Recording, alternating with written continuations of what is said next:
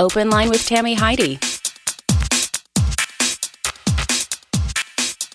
This is Open Line. My name's Tammy Heidi. Joining us is Amy King. She is the founder and CEO of Pallet. Welcome to Open Line, Amy. Thank you. Thanks for having me. Okay, let's talk about Pallet. You're working with the LA Conservation Corps, and what are you doing? Yeah, so we're setting up shelter communities for individuals that are experiencing homelessness across the city, and we're really excited about this partnership with the LA Conservation Corps, helping to provide job opportunities and training opportunities for the youth that are engaged in the program there, so we're really excited. Okay, so this is a help all around. It helps employ youth and it helps homeless people get shelter. And you use pallets? You build these shelters out of pallets, or how does this work? No. So the company is called Pallet because of a definition of the word. So the word itself, one of the definitions of the word pallet is a bed of straw or hay used to lift someone. And so to us, a pallet shelter is a way to lift someone to a different place, a better place in their life. The shelters themselves are actually made of a composite material, a paneling that's mold, mildew, and rot resistant. The shelters go together in about 30 minutes with no tools required, and they're delivered palletized and panelized, and then they go together on the site really fast. So that's why we call it that. Okay. I love it. I love, the different use of the word pallet. And pallets are quite useful. I mean, in recent years, I've seen people make lovely structures out of them, mostly starting with planters, attach them to the wall. But how big are these structures? Yeah, so we have two different shelter products that we sell. One is 64 square feet and one is 100 square feet. They're just enough space for someone to have a bed and potentially a desk or a small table, some shelves to store their things. And then they also have electrical panels, heat, air conditioning, locking door, opening windows, all those great things too. Okay, so what about water? Yeah, so all of our bathroom and kitchen facilities are provided in a congregate nature. That makes it easier for the service providers to maintain and to have cheaper utilities. So instead of multiple plumbing stubs, there's just one. But everybody on the sites has access to running water, to bathrooms, to showers. And all of our sites are managed full-time by service providers across the city. And let's see. So this started the last week of February. And the goal, or how many of the 425 units are already built? Because is that the goal, or is that where we are now? Yeah, so we're contracted with the city to set up at currently 425 units across the city. We have one site that's already up on Chandler Boulevard. That one has 30-some shelters in it. I can't remember the exact number. The site they're setting up this week has 103 shelters on Alexandria, and that one is going to take them about a week to set up all 103 shelters. Okay. So let's talk somewhat more about the young adults that are employed in the LA Conservation Corps. Well, a lot of the people that are employed, a majority of Pallet's employees, have experienced homelessness, addiction, and or incarceration. So this is like a reintroduction program. Yeah, that's right. So we employ people coming out of those three systems that you mentioned. We offer them job opportunities, living wage job opportunities with full benefits, 401k plans, everything they need to sort of move on and up in life. That is our mission. That's why we started Pallet, so that we could provide those jobs. The shelters we make are actually the byproduct of our mission. So partnering with the LA Conservation Corps was just a perfect mission alignment for us, in the sense that we wanted to be able to provide like jobs locally in the areas where we're setting up shelters. So this was a perfect match for us. A lot of the youth that are engaged with the Corps are people coming from marginalized backgrounds. And so we want to give them a chance to learn the construction trades, work in opportunities that give them the chance to give back to their communities. And so far, we're hearing great things from the Corps members who've been on site this week. Well, tell me some of those specific things that you've heard. I can imagine it must be great you're building something. And that is always a really satisfying experience for me, even if it's the littlest thing. And this is a big thing. So yeah. What we're hearing from the Corps members on site this week is that they're really enjoying being able to do a project that has a community benefit. So they know what they're doing. They know that these shelters are for people experiencing homelessness. And I think that's it's a feel-good opportunity for everybody to know that the time that you're spending and the work that you're doing has a purpose for someone else and in someone else's life. It also, although it's not traditional construction, there's no stick frame, there's no wood, anything like that, there is still a lot of construction trades,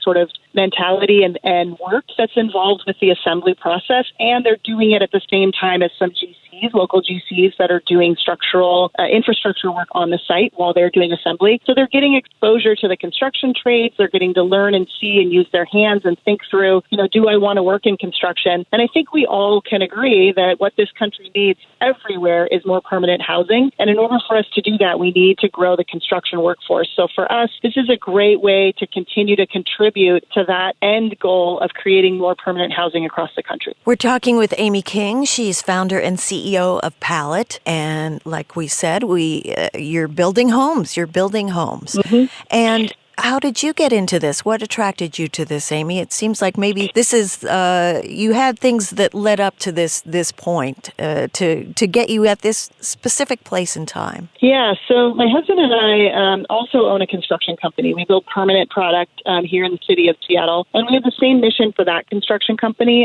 We have 90% of our employees that work in that company are people that are exiting the criminal justice system, addiction recovery, and homelessness programs here in Seattle. And we're teaching them construction trades. We're helping to build the construction workforce here locally. And my husband actually came up with the idea for Pallet shelters about a year after we started that construction company. And he went to our staff who had lived experience and said, hey, if we were to start building these shelters, do you think this would be useful? And they unanimously said, this is a great idea. This is exactly what's missing in sheltering. If I had had an opportunity like this, I would have taken it. Just lots of really good feedback. And so we started thinking about, how can we fill this gap in housing that we know exists? Because we, much like everybody else, we agree that permanent housing is the solution. We have to get more housing across the country. However, we know how long it takes to build, and we know how expensive it is because we build it. So we knew that what was missing was a rapid, cost-effective option that could sort of serve as a Band-Aid and a gap filler while we're waiting for that housing to be built. So we decided to start manufacturing these shelters, kind of see how it went. We had our first deployment in 2017, and it's been very successful and really had a lot of interest in the last year, of course, with COVID. But we are just desperately in love with the people who work with us, who come from these marginalized backgrounds. It's an honor and a privilege to walk alongside them in their journey to recovery and growth. And we wanted to spread that love all around the country, and this is the way we decided to do it. Now, how does a person get one of these shelters? Where do they go? What do they do? Yeah, so we do have a website,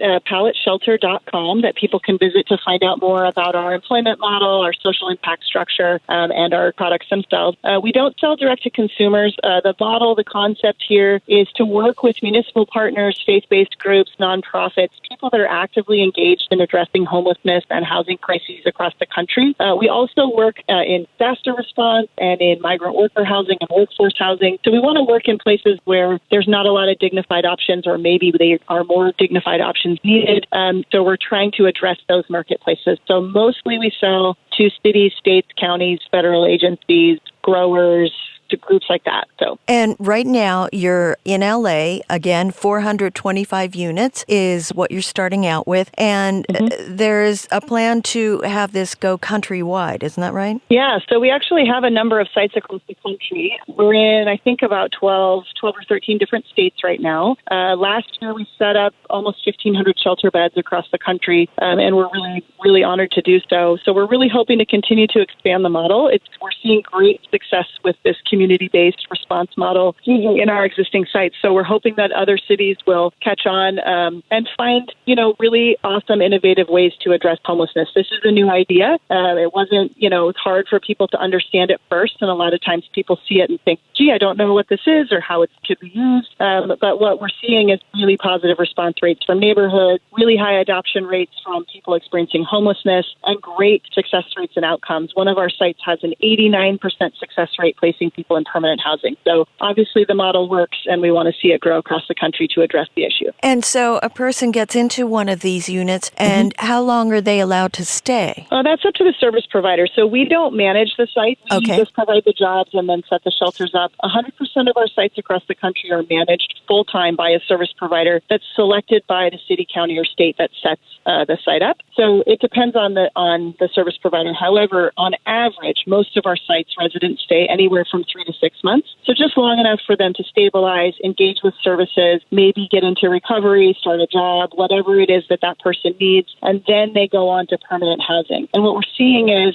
as they enter permanent housing, people are more likely to stay, and we're having more sustainable placement rates with people exiting the Pallet communities because they've had what we call sort of a practice at being housed before they go straight to housing. It does seem to need that transition period, that time to reintegrate and get back into it, jump back on the horse, I guess, right? Yeah, absolutely. And a lot of times, I mean, that's feedback we got from the people who work with us. They told us, going straight from the streets to an apartment, it works for some people. So we're not going to say this is true for everybody, but for a lot of people, that's a big jump to make. And it's hard to go from not paying rent, not being sure, where the next meal is coming from, to all of a sudden having a kitchen, having an apartment, having a place to stay. That's the ideal. That's the situation everybody wants, of course. But a lot of times when those options aren't available, at least people have a safe, dignified space to sleep and to feel comfortable, to leave their things, and they get to practice living in community, having neighbors, that kind of thing again, before they go back into an apartment.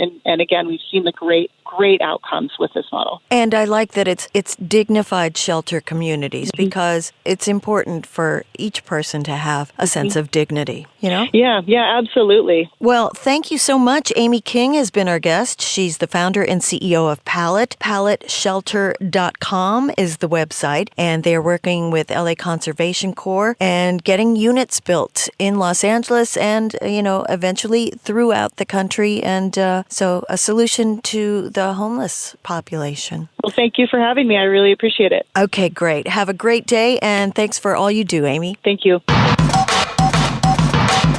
You're listening to Open Line